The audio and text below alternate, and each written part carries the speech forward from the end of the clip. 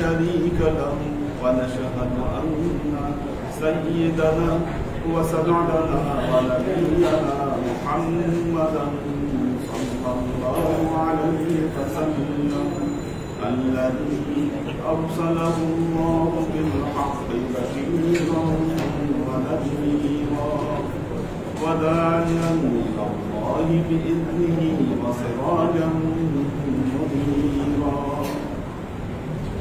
وقال الله تعالى في كلامه المجيد وفرقانه الحميد: ما كان محمد أبا أحد من رجالكم ولكن رسول الله وخاتم النبيين وكان الله بكل شيء عليما.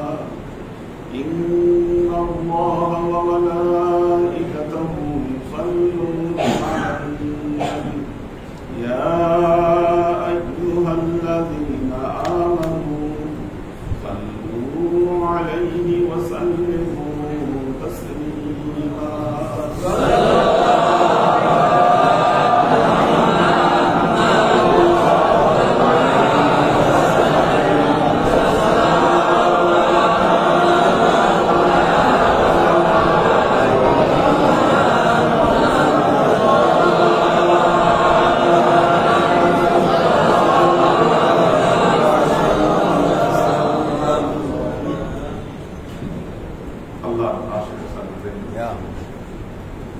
আমরা খাজা মঈনুদ্দিন চিশতির আসরারে হাকিকি এটা আমরা বলছিলাম, অর্থাৎ তিনি তার খলিফা বখতিয়ার কাকির কাছে তিনি যে কতগুলো চিঠি লিখেছিলেন এবং সেই চিঠিগুলো সংরক্ষিত অবস্থায় রয়েছে। আমরা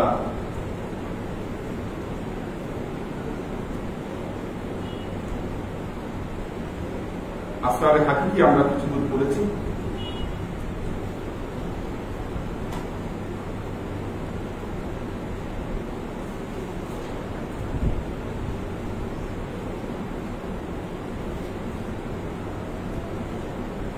খাজা মঈনুদ্দিন চিশতি রহমাতুল্লাহ আলাইহি, আমরা যে কয়েকদিন আগে আজমিরে গেলাম,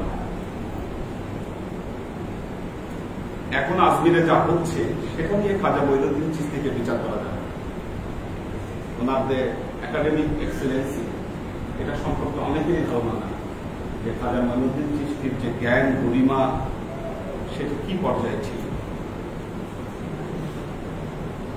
বিশেষ করে মুরাকাবা এবং মুশাহাদা, এই ভারতবর্ষে এটার যে দার্স, পুরো দার্সটা এখানে দিয়েছিলেন খাজা মঈনুদ্দিন চিশতি রহমাতুল্লাহ আলাইহি। উনি 20 বছর প্রায় সফর করেছেন। 20 বছর। এখন যেমন আমরা স্কুলে পড়াশোনা করি, মাদ্রাসায় পড়াশোনা করি, আগের যুগের মানুষের পড়াশোনার মাধ্যম ছিল তারা সফর করত আর এই সফরের মাধ্যমে শিখত। এজন্য বড় বড় পণ্ডিত যারা ছিলেন, আবু আলী সিনা দীর্ঘ জীবন তিনি সফর করেছেন। আল বিরুনি, ওনার নাম রাখা হয়েছে বিরুনি এই কারণে, কারণ তিনি যেখানে জন্মগ্রহণ করেছেন সেখানে উনি থাকতে পারেন নাই, বরং বাইরে বাইরে কাটিয়েছেন। আল বিরুনি ভারতবর্ষে তিনি দীর্ঘ সময় তিনি ভারতবর্ষের যে ধর্মগুলো এখানে আছে এগুলো নিয়ে তিনি স্টাডি করেছেন এবং ওনার লেখা দুটো বই, কিতাবুল হিন্দ এবং কিতাব আল আতার, এই দুটো বই যেটার উপরে তিনি এই ভারতবর্ষের যে কম্পারেটিভ রিলিজিয়ন্স আছে এই কম্পারেটিভ রিলিজিয়ন নিয়ে তিনি আলোচনা করেছেন। আল বিরুনি, এই জন্য ওনার নামই রাখা হয়েছে আল বিরুনি। শেখ সাদি রহমতুল্লাহ আলাইহি 30 বছর তিনি সফর করেছেন। শেখ সাদি জীবনের 30টা বছর সফর অবস্থায় কাটিয়ে দেওয়া, এটা একটা বিরাট। ঠিক তেমনি খাজা মঈনুদ্দিন চিশতি রহমাতুল্লাহ আলাইহি তিনি দীর্ঘ 20 বছর তিনি সফর করেন।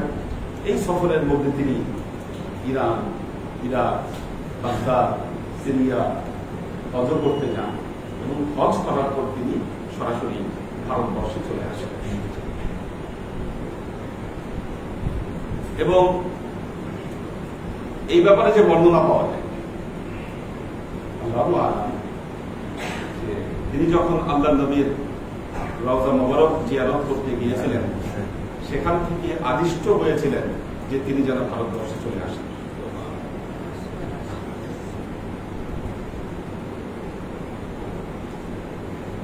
তো ভারতবর্ষে এসে তিনি লাহোর হয়ে ঢুকেন, লাহোর, এবং সেখানে যে দাতা গঞ্জে বক্স, পাকিস্তানে ওনার মাদার দাতা গঞ্জে বক্স। গঞ্জে বক্স হচ্ছে এই উপমহাদেশের আধ্যাত্মিক বিষয়াবলী নিয়ে ভারতবর্ষে লিখিত প্রথম বই কাশফুল মাহজুফ। এই কাশফুল মাহজুফের যে লেখক, ওনার ওখানে উনি চিল্লানিশিন করেন। এরপরে দিল্লিতে আসেন, দিল্লি হয়ে তিনি আজমিরে তিনি তার অবস্থান এখানে সুনিশ্চিত করেন। ভারতবর্ষ ওনার অনেক খলিফা রয়েছে। আপনি জানেন যে দিল্লিতে খাজা নিজামুদ্দিন আউলিয়া ওনারই সিলসিলা, এবং ওনার যে সবচেয়ে গুরুত্বপূর্ণ যিনি ওনার খলিফা ছিলেন বখতিয়ার কাকি। বখতিয়ার কাকির কাছে তিনি কতগুলো চিঠি লিখেছেন। তার মধ্যে একটি চিঠির নাম হচ্ছে আসরারে হাকিকি। অনেকগুলো লেখা আছে। তো এই আসরারে হাকিকি, এটার ম্যানুস্ক্রিপ্টটা পেয়েছি আমি ব্রিটিশ মিউজিয়াম। একটা কপি ব্রিটিশ মিউজিয়াম থেকে উদ্ধার করা। এখানে যে কপিটা আছে এটা ব্রিটিশ মিউজিয়াম থেকে পাওয়া। এই কপিটা এটা ব্রিটিশ মিউজিয়াম থেকে নিয়ে আসে, ওরা মাইক্রোফিল্ম করে এখানে পাঠিয়ে দিচ্ছে। হুবহু এটারই আরেকটা কপি আমরা পেয়েছিলাম, সেটা হলো কলকাতার এশিয়াটিক সোসাইটি লাইব্রেরি। এটা ওই যে উনি ছিল ওই সফরে, এশিয়াটিক সোসাইটি লাইব্রেরিতে এটার আরেকটা কপি রাখা আছে। এবং দেখা গিয়েছে যে ওইটা একেবারে প্রায় পোকায় খাওয়া, অযত্নে পোকায় খেয়ে এটা আর কয়েক বছর যদি এরকম থাকে তাহলে এটা পাঠোদ্ধারের অযোগ্য হয়ে যাবে, এটা করা যাবে না, এরকম একটা অবস্থা। আমরা এরকম বহু ইতিহাস ধ্বংস করি। যেমন শাহ আলী বাগদাদী রহমতুল্লাহ, ওনার মাজারের দরজার উপরে একটা শিলালিপি আছে। এটা মূলত ফার্সি ভাষায় লেখা। এখন ঢাকার যত শিলালিপি আছে, ঢাকার বিভিন্ন জায়গায় অনেক শিলালিপি আছে, মসজিদ, মাজার, মাদ্রাসা, বিভিন্ন জায়গায় শিলালিপি আছে। এগুলোকে পাঠোদ্ধারের চেষ্টা করা হচ্ছে যে এগুলোতে কি লেখা আছে। তার মধ্যে কয়েক ভাষার শিলালিপি পাওয়া গেছে, ফার্সি, আরবি, সংস্কৃত, পর্তুগিজ ভাষার শিলালিপি পাওয়া গেছে। কিন্তু এই শিলালিপির পাঠোদ্ধার কেউ করতে পারে না। কেউ বলে এটা সুরিয়ানি ভাষা, ঠিক আছে, এক একজন এক এক কথা, এটা কোন ভাষা এটারই কেউ উদ্ধার করতে পারছে না। কিন্তু আবার একজন ভদ্রলোক, ওনার নাম হচ্ছে মিস্টার আরিফ, উনি প্রত্নতত্ত্ব বিভাগে আছে, ওটার পরিচালকের দায়িত্ব। উনি একটা বই লিখেছেন, ওই বইয়ের মধ্যে আবার শিলালিপির পাঠোদ্ধার অনুসন্ধান করে দিয়েছেন ফার্সি শিলালিপি। কিন্তু ওইটার সাথে এখন আর এটা মিল পাওয়া যাচ্ছে। পরে একটা টিম নিয়ে শালী মাজারে গিয়েছেন, নিয়ে ওটার উপর উঠে দেখলাম যে এটা হলুদ রং করা, আর হলুদ রঙের উপরে কালো দাগ দিয়ে দেখা। কিন্তু মিস্টার আরিফ যখন পাঠোদ্ধার করছেন তখন এটা কালো কষ্টি পাথরের ছিল। তার মানে যখন মাজারের সংস্কার কাজ করা হয় তখন কেউ একজন মনের আবেগে সৌন্দর্য বাড়ানোর জন্য ওইটার উপরে প্রথমে হলুদ রং দিচ্ছে, কষ্টি পাথরের উপর চিন্তা করে এত দামি কষ্টি পাথর এটার উপরে ইয়া করছে, হলুদ রং মারছে। আর হলুদ রং মেরে এখন লেখাগুলা কি করা যায়, নিজের ইচ্ছা মতো তুলি দিয়ে ওখানে লেখাটা আছে, যার কারণে এটা পরামর্শ হয়েছে। হ্যাঁ, এটা উদ্যোগ দিলে এটা করা সম্ভব। এটা উদ্যোগ নিলে এখন ওটা রংটা উঠিয়ে রাখা হবে। কিন্তু আমরা ওইভাবেই মিস্টার আলিম যেটা করে গেছেন ওইটাই এটাই আসলে মানে ওই লেখাটাই পারফেক্ট বুঝা যাচ্ছে।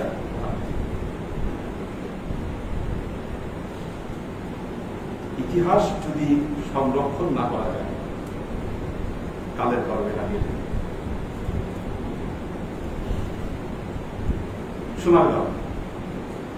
সোনারগাঁয়ে গিয়াসউদ্দিন আজম শাহ, বাংলার স্বাধীন সুলতান গিয়াসউদ্দিন আজম শাহের মাজার আছে সোনারগাঁ।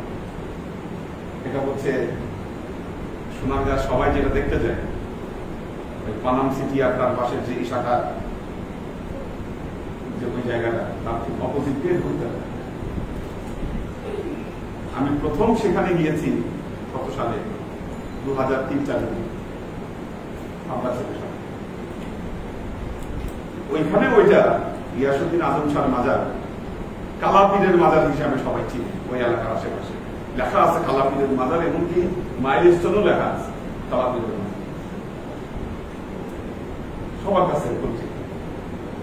কালাপীরের মাজার কেন? পুরা মাজারটা কষ্টি পাথর। কষ্টি পাথরটি কত দামি পাথর, এটা তো এরা জানলে আর ওখানে থাকতো না, খুলে দিয়েছিল। পরে ওখানে গিয়ে দেখলাম যে ওই জায়গায় লেখা আছে গিয়াসউদ্দিন আজম শাহ। পরবর্তীতে এটা নিয়ে অনেক লেখালেখি হয়েছে। লেখালেখি হওয়ার পর এখন এটা গভর্নমেন্ট এই জায়গাটাকে সংরক্ষণ করেছে। এখন গেলে দেখতে পাবেন সুন্দর মতো পরিচয় সব ওখানে বোর্ডটা বাইরে দিচ্ছে। বোর্ডটা দিয়ে সব তথ্য লেখা আছে, কে ছিল গিয়াসউদ্দিন আজম শাহ, কি করেছে। তো আমাদের জ্ঞান বিজ্ঞান সংরক্ষণ করা একটা জিনিস মনে রাখবেন, আমরা অতিরিক্ত যখন বুঝতে যাই, অতিরিক্ত বুঝটা কিরকম দেখেন একটা জিনিস, অতিরিক্ত বুঝ হচ্ছে বর্তমান সৌদি গভর্নমেন্ট ইবনে সাউদের বংশধর, তারা যখন মক্কা শরীফের ক্ষমতায় এসেছে, আপনারা জানেন জান্নাতুল বাকিতে যত কবর ছিল সবগুলো তারা ডিস্ট্রয় করে কিন্তু আল্লাহর নবীর সাহাবীরা যখন ইসলামের দাওয়াত নিয়ে পারস্যে গিয়েছিলেন, তারা ইসলামের দাওয়াত নিয়ে যখন পারস্যে গিয়েছিলেন, পারস্যে ইরানে হাকামানশী সম্রাটদের করা বিভিন্ন স্থাপনা এখনো অবিকৃত অবস্থায় আছে। যেটাকে বলে পাহাড়ের উপরে বিভিন্ন সম্রাটদের কবর, ওখানে সেই মূর্তি, ওদের লেখা সবকিছু আছে। ওনারা কিন্তু কোনটাতে হাত দেয়। ইসলাম নিয়ে তারা যখন সেখানে গিয়েছে, আল্লাহ নবী সাহাবী তারা এগুলা থেকে হাত দেয়, কারণ এগুলাতে হাত দেওয়া মানে একটা ইতিহাস ধ্বংস হয়ে যাবে, ইতিহাস নষ্ট হবে।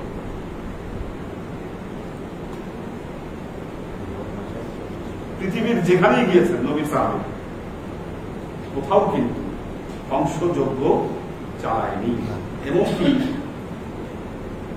আমরা তো ওইটা যেতে পারিনি, আমরা যেহেতু রাতে গিয়েছি, এবার রাত দিলে পাশেই একটা মসজিদ আছে, ওটার নাম হচ্ছে ডাই দিন কা ছোপড়া বলে, আবার কেউ বলে আধি দিন কা ছোপড়া। আধি দিন কা ছোপড়া মানে এটা মন্দির ছিল, একটা মন্দিরকে রাতারাতি কনভার্ট করেছে মসজিদ।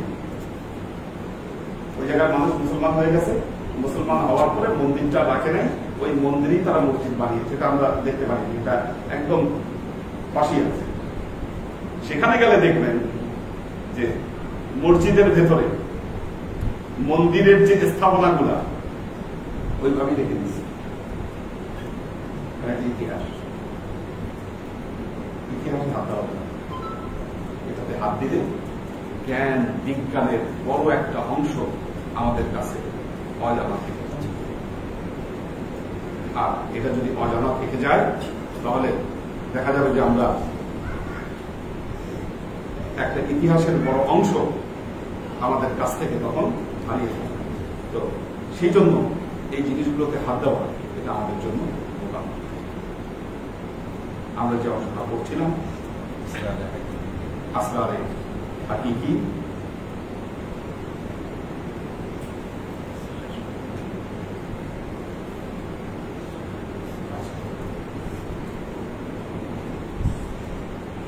চিঠির শুরুতে একটি ঘটনা। আল্লাহ নবীর মজলিসে একদিন সাহাবীদেরকে নিয়ে আল্লাহ নবী কথা বলছেন। হযরত ওমর রাদিয়াল্লাহু তাআলা আনহু সেখানে যখন প্রবেশ করলেন, আল্লাহ নবী কথাটি বন্ধ করে রেখেছিলেন যে এই কথাগুলো হযরত আবু বকর বা অন্যান্য সাহাবাদের কাছে বলছিলেন। এরপর আল্লাহ নবী কতগুলো হাকিকত বর্ণনা করলেন। প্রথম হচ্ছে কালেমার হাকিকত। আমরা কালেমার হাকিকত করছিলাম যে কালেমার হাকিকত কি, কারো মনে আছে কিনা? কালেমার হাকিকত কি? হ্যাঁ, কালেমার হাকিকত কি বলতে চেয়েছেন দেখুন, একটু আপনাদের রিমাইন্ডারের জন্য বলি। قال النبي صلى الله عليه وسلم من عرف لا يقول الله ومن قال الله لا عرف من عرف الله كل لسانه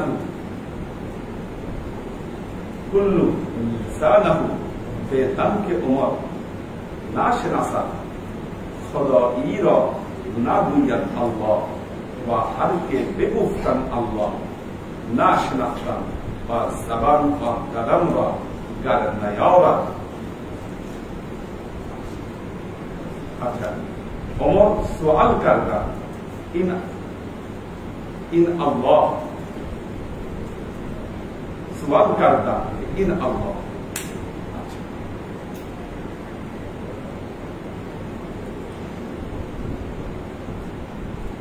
দেখুন, এখানে বলতে চাচ্ছে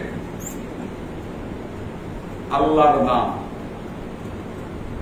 আপনি মুখে উচ্চারণ করছেন, কিন্তু দিলে যদি আপনি আল্লাহকে স্মরণ না করেন তাহলে আপনি আল্লাহর স্মরণ থেকে পরিপূর্ণভাবে বিচ্যুত থাকছেন। একজন তোতা পাখিকে যদি শিখায় দেওয়া হয় আল্লাহ আল্লাহ, একজন তোতা পাখিও আল্লাহ আল্লাহ বলবে, কিন্তু আল্লাহর দ্বারা একটা তোতা পাখির ভেতরে কি আবেগ বা কি অনুভূতি তার মধ্যে পেদা হবে? আল্লাহকে স্মরণ করার অর্থ শুধু মুখে নয়, বরং হৃদয়ে যে ব্যক্তি আল্লাহকে স্মরণ করতে পারল তার জেহেনকে, তার চিত্তকে আল্লাহর স্মরণে যতটুকু নিবিষ্ট রাখতে পারল সেটাই হলো আল্লাহর প্রকৃত স্মরণ। এজন্য যিকরে খুফির প্রতি মানুষকে যে উৎসাহ করা হয়েছে, আযকুর নাফসাকা ওয়াযকুর রাব্বাকা ফি নাফসিকা তাদাররুআ ওয়া খীফাতান দুনাল যাহরি মিনাল কাওলি বিল গুদুবি ওয়াল আসার ওয়া লা তাকুন মিনাল গাফিলিন। আযকুর রাব্বাকা, তুমি তোমার প্রভুকে স্মরণ করো, আল্লাহর নির্দেশ। আযকুর রাব্বাকা, তুমি তোমার রবকে স্মরণ করো। কোথায় স্মরণ করবে? ফি নাফসিকা, তোমার নফসে, তোমার অন্তরে তুমি আল্লাহকে স্মরণ করো। তাদাররুআ ওয়া খীফাতান, আবেগ সহকারে, চুপি চুপি। দুনাল যাহরি মিনাল কাওলি, এবং এই জন্য তোমার মুখে উচ্চারণ করবার দরকার নাই। দেখেন, ঠিক এই কথাটাই বললেন, যে ব্যক্তি আল্লাহ বলল সে আসলে আল্লাহকে স্মরণ করলো না, আর যে ব্যক্তি আল্লাহকে স্মরণ করে তার মুখ দিয়ে আল্লাহ বলার দরকারই হয় না। কি, তার মুখ তখন এমনি বন্ধ হয়ে যায়। আল্লাহর স্মরণে সে কি করে? আল্লাহর স্মরণে সে বিগলিত হয়ে যায়। কত মারাত্মক কথা বলতেছে, যে বললো আল্লাহ সে আল্লাহকে স্মরণ করলো না, আবার যে আল্লাহর স্মরণে সত্যি চলে যায় তার মুখ দিয়ে আল্লাহ বলার কোন দরকার নেই।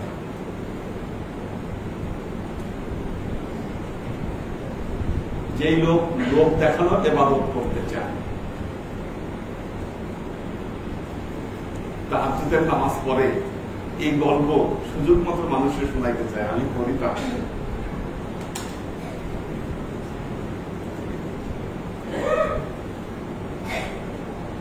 হাতে তসবিহ সবসময়, ঘুরতেছে, টিভি দেখতেছে,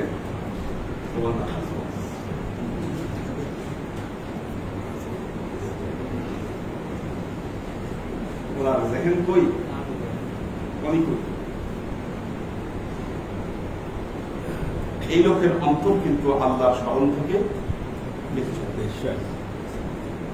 আর আপনার হৃদয় যদি, আপনার চিত্তে যদি আল্লাহর স্মরণ না আসে, আপনার হৃদয় কখনো প্রশান্ত হবে না। এই হৃদয়ে কখনো সাকিনা নাযিল হবে না।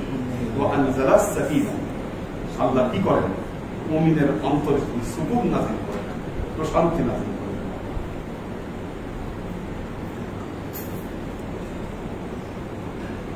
একটা দিন একটাবার চিন্তা করেছেন, সারা দিন আপনার জেহেন, আপনার চিত্ত কিসের মধ্যে ব্যস্ত থাকে?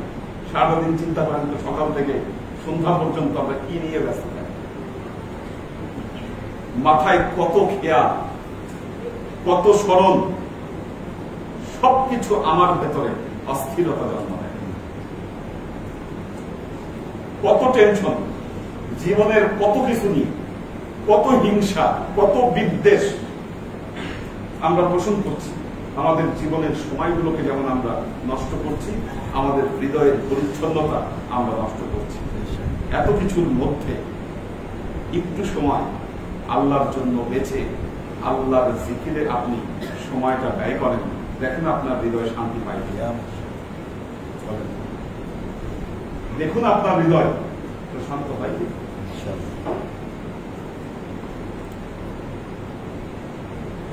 আমাদের সকল অশান্তি, দুঃখ, ক্লেশ, কষ্ট সব কিন্তু আমাদেরই করছি। এই জায়গায় যদি আমরা সত্যি আল্লাহর স্মরণকে, আল্লাহর জিকিরের অভ্যাস গড়ে তুলতে পারতাম, তাহলে পবিত্র কোরআনে যে 3 ধরনের নফসের কথা বলা হয়েছে, নফসে আম্মারা, নফসে লাওয়ামা, নফসে মুতমাইন্না। আমাদের নফস কিন্তু আমরা মুতমাইন্নায় পরিণত করতে পারি। সোয়াল কারদান ইন আল্লাহ। হযরত ওমর জিজ্ঞাসা করলেন, কোথায়? রাসূলুল্লাহ সাল্লাল্লাহু আলাইহি ওয়াসাল্লাম ফারমুদান ফি কুলুবি ইবাদিহি। আল্লাহ নবী বললেন, আল্লাহ মুমিনের অন্তরে, মুমিনের কলবে থাকে। কোথায় থাকে আল্লাহ? মুমিনের কলবে, মুমিনের অন্তরে।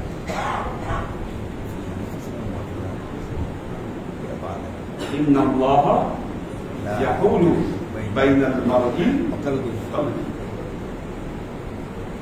ইন্নাল্লাহা, নিশ্চয়ই আল্লাহ, ইয়াহুলু, তিনি হাল আনেন, হালত আনেন। কোথায়? বাইনাল মারই ওয়া কলবিহি, বান্দা এবং তার কলবের মাঝে আল্লাহ তাআলা অবস্থান।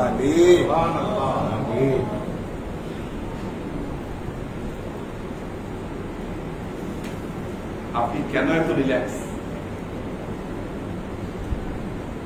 আফ্রিকার এক দেশে, আমি দেশটার নাম ভুলে গেছি, একজন আর্মি অফিসার ওখানে মিশনে গিয়েছিল, তার মুখ থেকে শুনে। ওই এলাকার মানুষের বিশ্বাস, দিনে বেলায়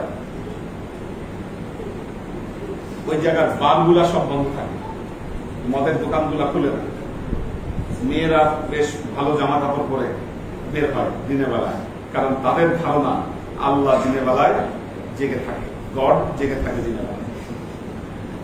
আর রাতে বেলায় মদের দোকানগুলো খুলে যায়, মেয়েদের ওই ভালো কাপড় চোপড় সব শেষ হয়ে যায়, কারণ তাদের ধারণা রাতে বেলায় গড ঘুমায়।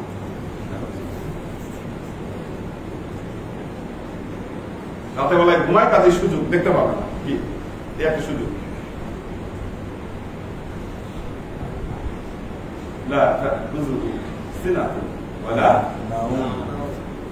কোরআন বলছে ঘুম তো দূরের কথা, তন্দ্রাও আসে না, এক মুহূর্ত তন্দ্রাও আসে না। আর যদি সত্যি একজন মুমিন এই এহসাস করে আল্লাহ কোথায়, আমার এই জায়গায়, ওই মুমিন গুনাহ করতে শেষ হবে।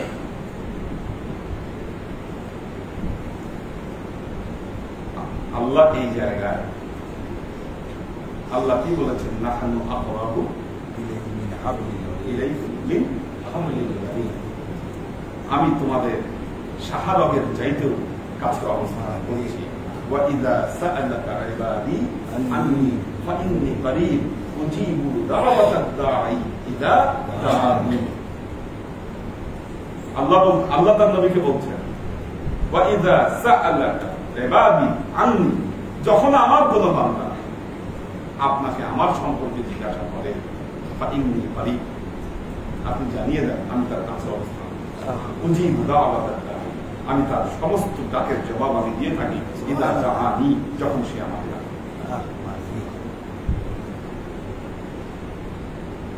আল্লাহ নবীকে জিজ্ঞাসা করলেন, বই থাকে আল্লাহ? বললেন, ফি কুলুবি ইবাদি, বান্দার কলবের মধ্যে আল্লাহ আছে।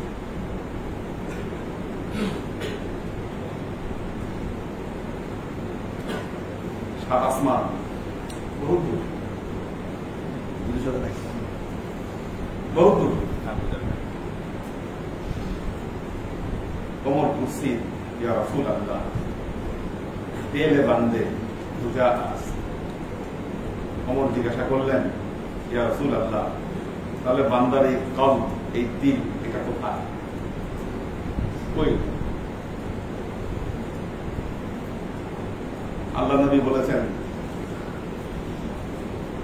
ইন্না ফিল জাসাদি লামুদওয়া ইযা সালুহাত সালুহাল জাসাদু কুল্লুহু ইযা ফাসাদাত ফাসাদাল জাসাদু কুল্লুহু আলা ওয়া হিয়া আল কলব। সহিহ বুখারী।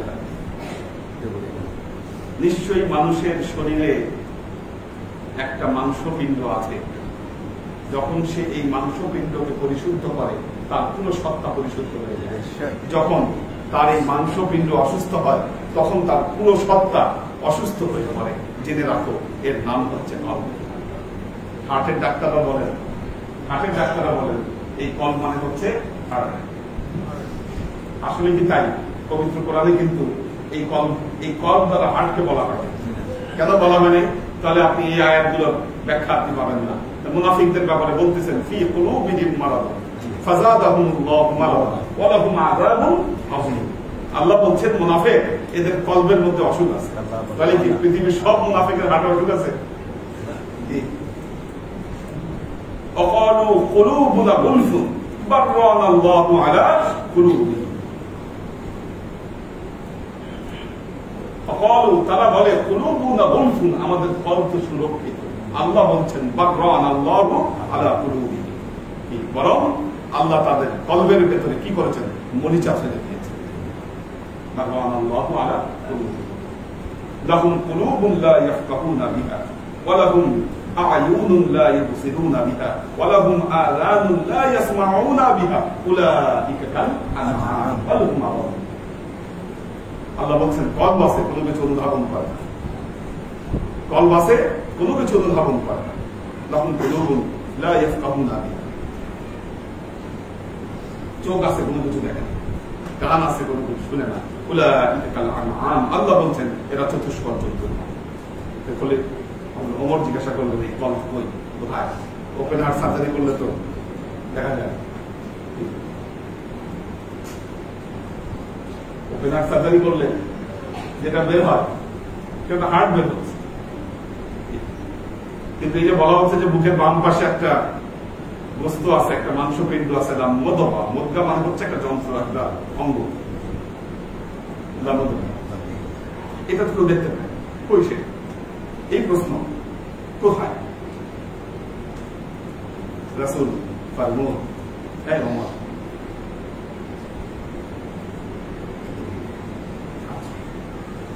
হে ওমর, তার উজুদে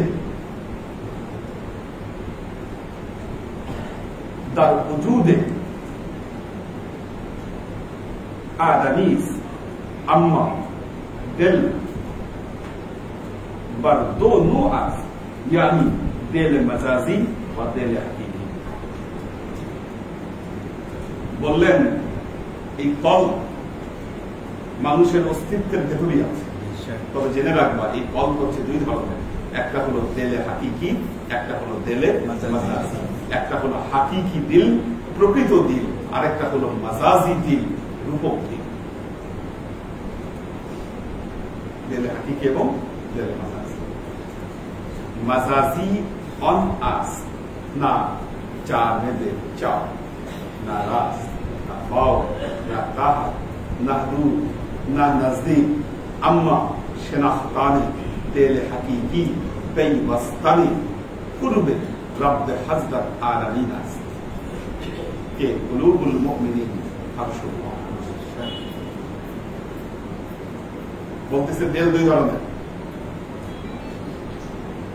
একটা হলো দিলে হাকিকি, একটা হলো দিলে মাজাজি।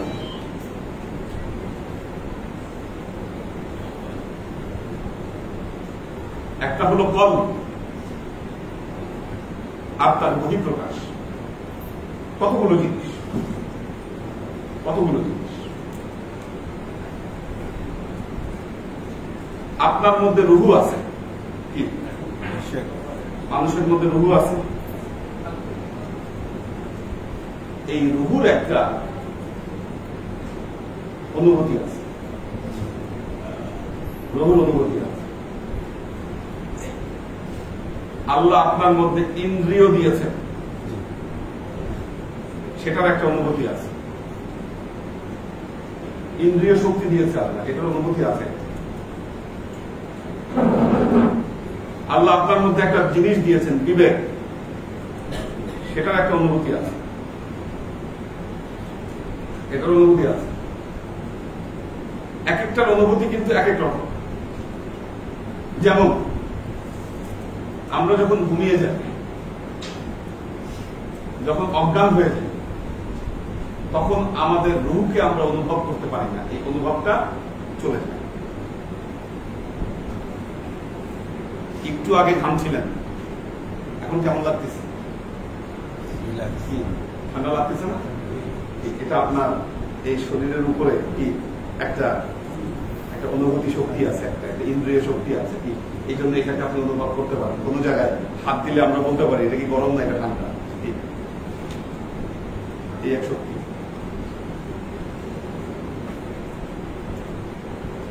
আবার কারো যদি হাত প্যারালাইজ হয়ে যায় কি হবে? প্যারালাইজ হলে কি হবে? বলতে থাকবে না, বোধশক্তি থাকবে না, বোধশক্তি থাকবে না। ঠিক তেমনি মানুষের যে বিবেকের অনুভূতি, এটা কিন্তু জ্ঞানের দ্বারা তৈরি হয়। কোনটা রাইট এবং কোনটা রং, কোনটা করা উচিত, কোনটা করা উচিত নয়।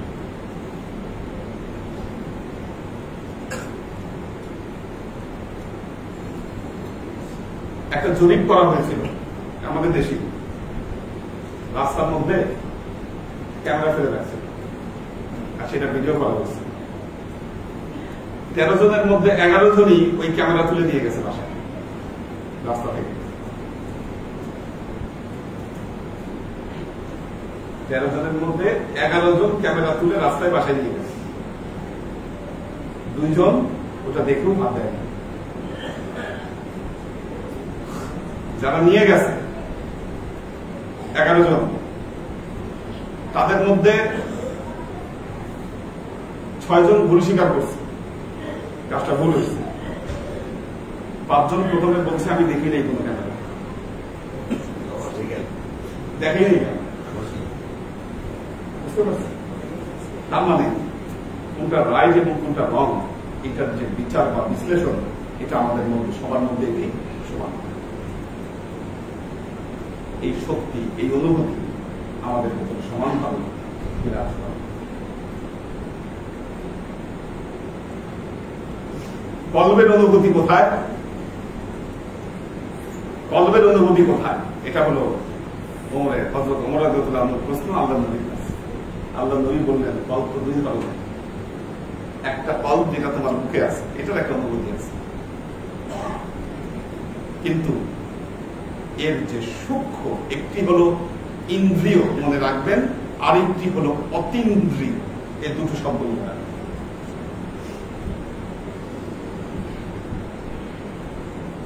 আলোচনা প্রায় শেষের দিকে,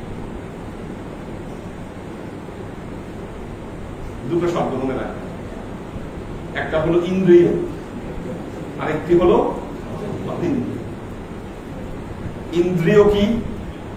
যেটা ইন্দ্রিয় শক্তি দিয়ে অনুধাবন করা যায়, চোখ দিয়ে দেখা যায়, কান দিয়ে শোনা যায়, এহসাস দিয়ে বোঝা যায়, উপলব্ধি করা যায়, এটা হলো ইন্দ্রিয়।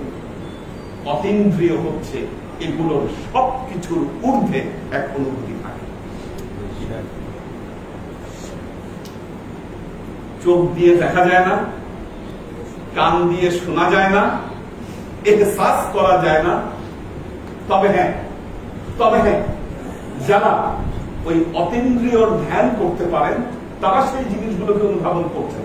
আপনার পাশে থাকা আরেকজন আপনার এই অনুভূতিকে তিনি আয়ত্ত করতে পারছেন না, কারণ এটি হলো অতীন্দ্রিয়। সমস্ত ইন্দ্রিয় ঊর্ধ্বে হচ্ছে আপনার এই অনুভূতি।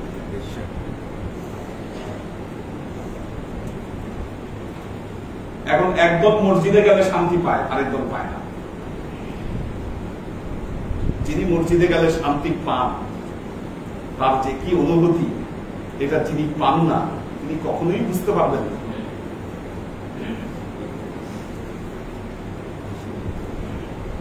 কখনোই বুঝতে পারবেন। আপনারা যারা দূর দারাজ থেকে এখানে আসেন, অনেক দূর দূর থেকে ক্লাস করতে আসেন, কেন আসছেন? এটা যদি কোশ্চেন করেন,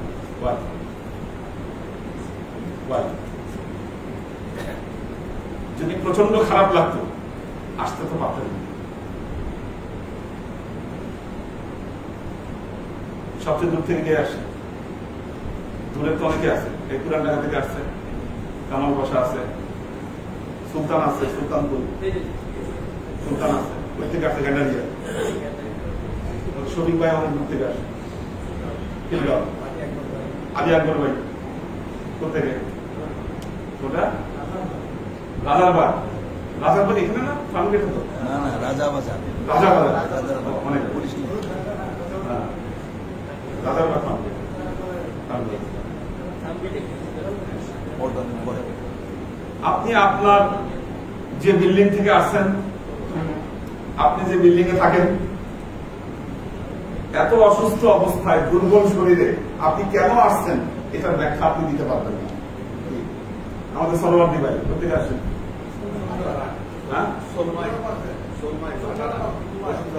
বসুন্ধরা বাসে। কেননা বাসায় যদি কেউ জিজ্ঞাসা করে কেন যাচ্ছেন না, আগে সমস্যা, উনি ব্যাখ্যা দিতে পারবে কেন আসছে। ব্যাখ্যা आशिकों में क्या मजा है, माशूकों से पूछिए, शाहिक गुल में क्या मजा है, बुलबुली से पूछिए। এটা এই অনুভূতি, এই এহসাস অন্য কাউকে ব্যাখ্যা করা যায় না।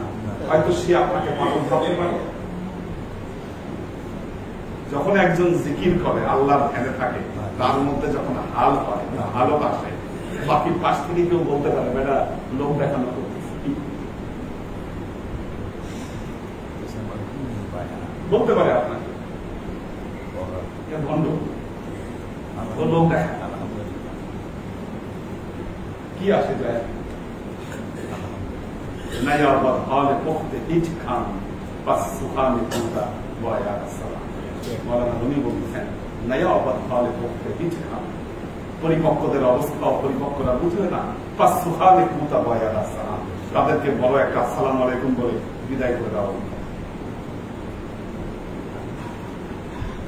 বিদায় করে দেওয়া হতো।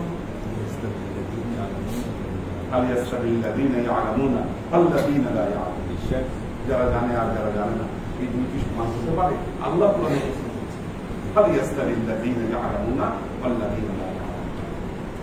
আমাদের ইয়া দেবে যাওয়ার কথা আর কন্টিনিউ করা যাচ্ছে না। তো এটা হচ্ছে কালেমার হাকিকত বুঝাইতে গিয়ে আল্লাহ নবী এই কথাগুলো, যে কালেমার হাকিকত, কালেমার হাকিকত শুধু মুখে লা ইলাহা ইল্লাল্লাহ বলা নয়, এভাবে কালেমাকে বোঝা যাবে না। কালেমাকে বুঝতে গেলে কলেমার উপরে আপনাকে পূর্ণ প্রতিষ্ঠিত করতে হবে, সেটাই হচ্ছে কালেমা। কালেমা একজন ব্যক্তি যতক্ষণ পর্যন্ত তিনি কালেমার উপর প্রতিষ্ঠিত হতে পারলেন না, তো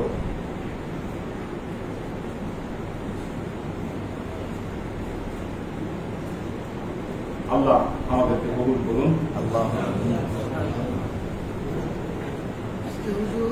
বলেন, আমি বাইরে দেখছি কত মাশাআল্লাহ, আল্লাহ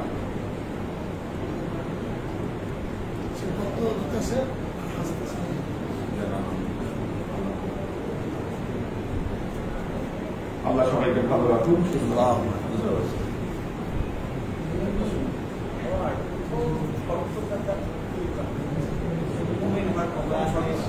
দেখো,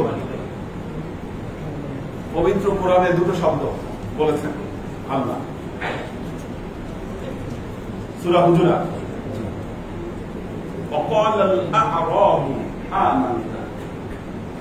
আল্লাহ বলছেন, তার নবীকে বলছেন, হে নবী আপনি দেখবেন আরবরা বলে আমান্না, আমরা ঈমান এনেছি। আল্লাহ তার নবীকে বলছেন, কুল লাম তুমিনু ওয়ালাকিন কুলু আসলামনা। আল্লাহ বলতেছেন, হে নবী আপনি বলে দেন তোমরা ঈমান আনো নাই, বরং তোমরা বলো আসলামনা, আমরা আত্মসমর্পণ করেছি। তার মানে আল্লাহ এখানে বুঝালেন যে মুমিন হতে গেলে আগে প্রথমে মুসলিম হতে হবে, তারপর হচ্ছে মুমিনের গভীরতা। মুমিন একটা গভীরতম শব্দ। একজন মানুষকে মুমিন হতে গেলে সর্বপ্রথম তাকে আল্লাহর কাছে আত্মসমর্পণ করতে হবে। মুসলিমের যে পরিচয়, অর্থাৎ শরীয়তের যত বিধানাবলী আছে এগুলোকে নিজের উপর প্রযোজ্য করতে হবে। ইসলামের যে আইন যেগুলো আছে সেগুলোকে আগে নিজের উপর যদি সে প্রযোজ্য করতে পারে, তারপর তিনি দ্বিতীয় স্তর যে ঈমান তথা মুমিনের স্তরের দিকে তিনি এগোতে পারেন। কাজে প্রাথমিক ধাপই হচ্ছে তাকে আত্মসমর্পণ করতে হবে। সমর্পণ হচ্ছে প্রথম স্তর নবীদের জন্য।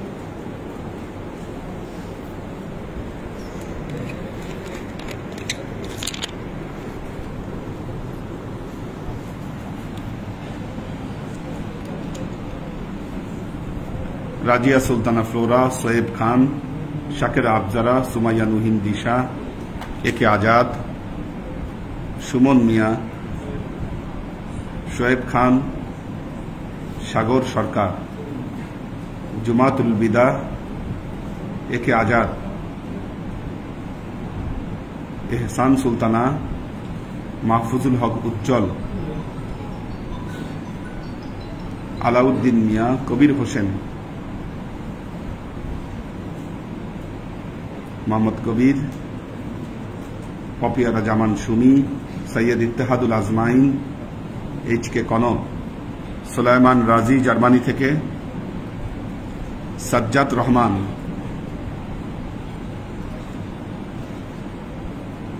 আবু আয়মান চৌধুরী দিনাজপুর থেকে আছেন, শাফায়েতুল্লাহ রঞ্জন, সাকিনা বেগম, পাখির ভেজ, আমাদের হাসিব ভাই আছেন,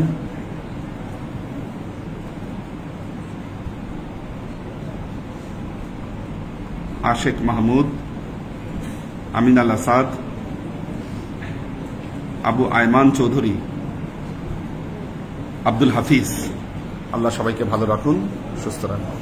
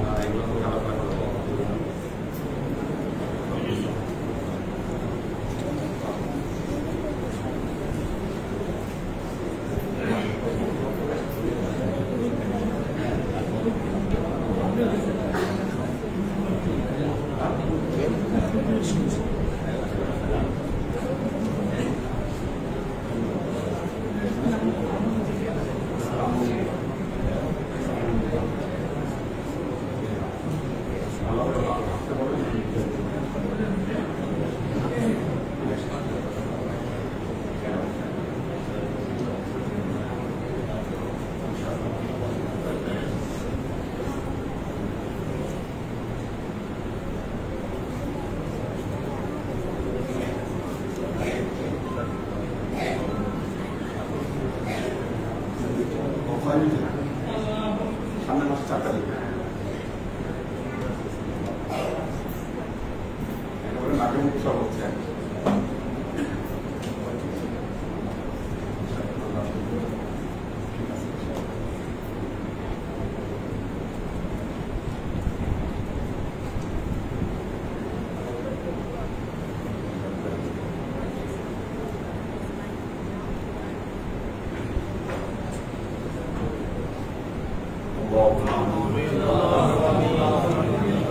اللهم صل على محمد وعلى آل محمد كما صليت على إبراهيم وعلى آل إبراهيم إنك حميد مجيد اللهم بارك على محمد وعلى آل محمد كما باركت على إبراهيم وعلى آل إبراهيم إنك حميد مجيد ظلمنا أنفسنا وإن لم تغفر لنا وترحمنا لنكونن من الخاسرين ربنا آتنا في الدنيا حسنة وفي الآخرة حسنة وقنا عذاب النار ربنا لا تزغ قلوبنا بعد إذ هديتنا وهب لنا من لدنك رحمة إنك أنت الوهاب اللهم إنك عفو تحب العفو واعف عنا يا غفور رحيم اللهم نور قلوبنا بنور الإيمان ونور قلوبنا بنور الإسلام ونور قلوبنا بنور الإحسان وزين أخلاقنا بنور محمد صلى الله عليه وسلم اللهم إنا نسألك علما نافعا رزقا واسعا عملا مقبولا شفاء من كل داء قلبا خاشعا ذهنا ذاكرا إيمانا قاملا توبة قبل الموت راحة عند الموت ونجاة بعد الموت اللهم إنا نسألك رحمتك في كل توحيد فلاح في كل عمل ونعوذ بك من الشرك والنفاق والبدع ومن كل وسوسة يا رحمن يا رحيم আমরা যে সমস্ত আমলকে উপস্থাপন করলাম এই আমলগুলো আমাদের তরফ কবুল করুন তুমি আমলের দাদা আমাদের